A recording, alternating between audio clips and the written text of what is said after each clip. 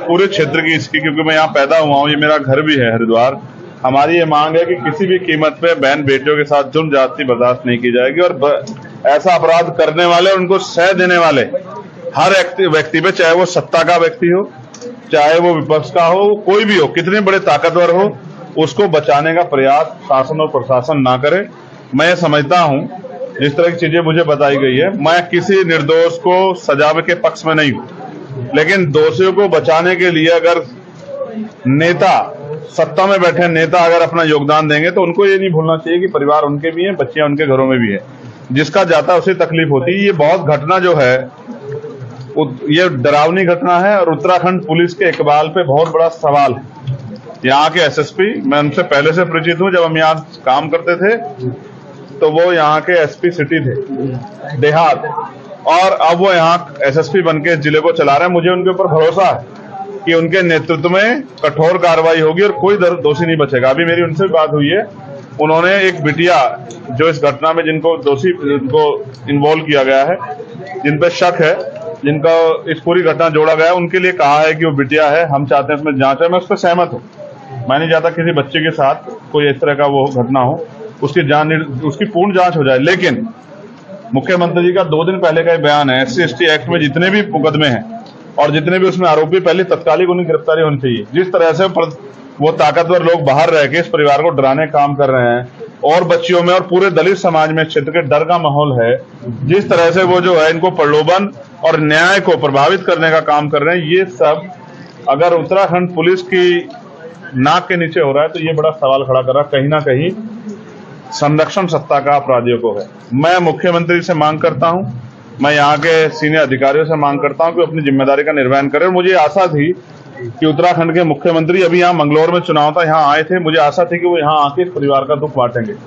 लेकिन जैसा मैंने कहा, जाति कभी नहीं जाती, क्योंकि ये बच्ची दलित समाज की है। शायद उनको इनके परिवार के पास आने का समय नहीं मिला।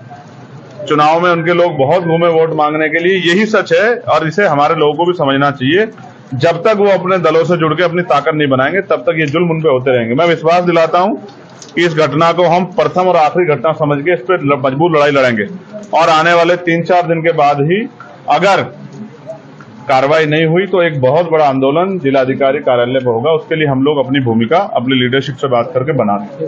हम ये चाहते हैं, हम किसी भी तरह का कोई आंदोलन नहीं करेंगे अगर पुलिस अपनी कार्रवाई को जिम्मेदारी से करेगी, आरोपियों को बचाने काम नहीं करेगी। मैं यहाँ पिछले आधे घंटे से बैठा हूँ और अधिकारी यहाँ नहीं आ पा रहे हैं। इसका मतलब कहीं ना कहीं उनको पता है कि जब सवाल जवाब पूछे जाएंगे तो वो जवाब नहीं दे पाएंगे। जिन अधिकारी की जिम्मेदारी, वो यहाँ से गायब क्यों है?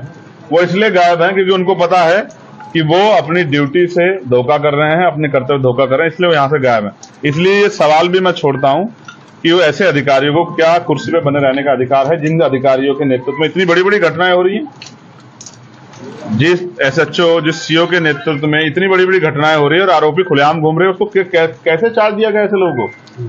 तो ये बात इस बात को स्पष्ट करती है कि कहीं ना कोई दबाव है। इस दबाव के कारण किसी बेटी को न्याय न मिले, ऐसा देवभूमि में नहीं होना चाहिए, ऐसा मेरा विश्वास।